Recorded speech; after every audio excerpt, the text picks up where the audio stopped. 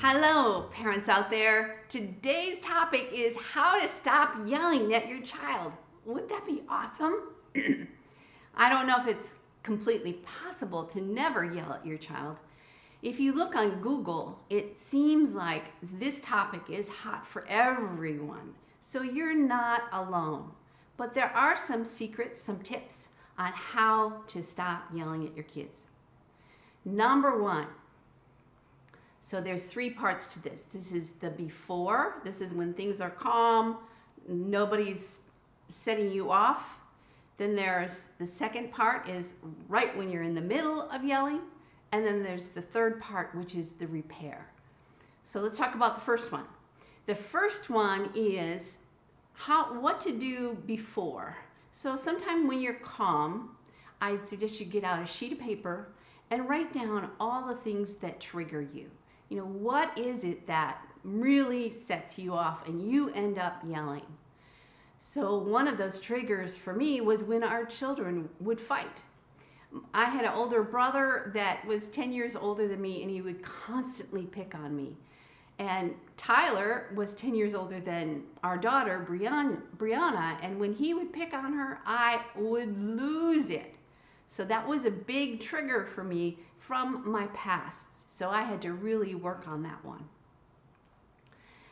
Other triggers might be when you haven't been paying attention to your needs, your own needs. So if you're overwhelmed, you might be feeling like you're all alone, like there's nobody supporting you and you're having to do it all. I know I've been in that place too. So that was another trigger for me. Mornings might be a trigger for you. Bedtime might be a trigger for you. So you want to write down what triggers you, what causes you to lose it. And then the next thing you want to do is you want to figure out a strategy to help you prevent before you yell. So one strategy that we came up with is every time I would go to pick up my daughter, she would lose it in the car. She would get really upset and start kicking the dashboard. She was little, she was about 3, and I would lose it because I had been working all day. I went to pick her up and then this would happen.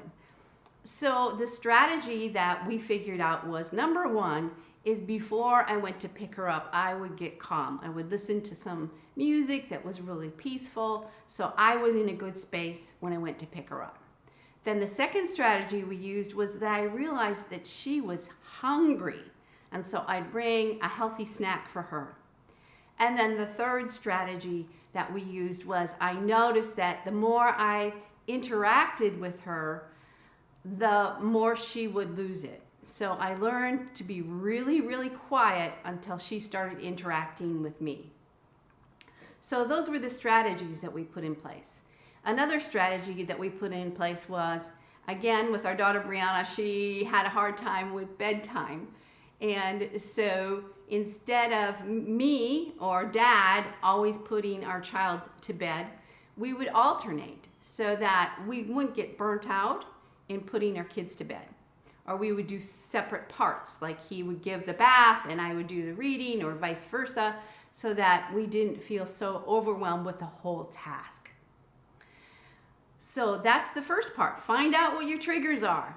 Find out what sets you off so that you can create strategies that work for you.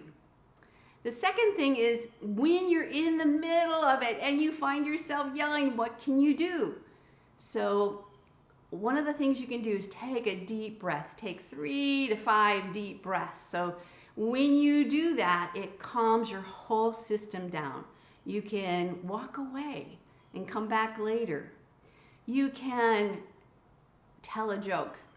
You can go drink a glass of water. There's lots of things that you can do in the middle of that episode so that you don't find yourself yelling. The other thing you can do, and this one's going to take a lot of courage, but it really works, and that is get your family to help you. So give them permission to say, Mom, you're yelling, please don't yell at me. And that takes a lot of courage, but it does help a lot, because what you're wanting to do is you're wanting to rewire your brain. Your brain is wired to, when this happens, I yell. And so when you get things that interrupt those patterns, it helps you to rewire your brain so you can do something else. And then the third part of this is repair. What do you do when you did lose it, when you did yell at your kid? So the first thing you want to do is you want to get calm, and then you want to go to your child and say, wow, I just blew it. I would like to do a redo. Is this a good time for you? Are you open to this? And then you redo the situation. You say the things you wish you could have said, and you repair. This does 3 things for you. 1, it helps rewire your brain because you're putting in something new, a whole new pathway in your brain. 2 is it teaches your child how to repair their mistakes. And 3 is it boosts your confidence. You're feeling more confident because now you have a new way of doing things. There's also a 4th thing in there, and that is that it repairs the relationship. So I hope these tips help you so that you don't lose it and find yourself yelling. And if you do catch yourself yelling, please don't beat yourself up, because that's not going to help. It's only going to make you feel bad as a parent. And you're not a bad parent. You just have moments where you go back to your old ways of doing things. So I hope this is helpful. If you have tips for us, please put them on the comments below, because we all need help with this issue. And if you'd like to subscribe, please do that.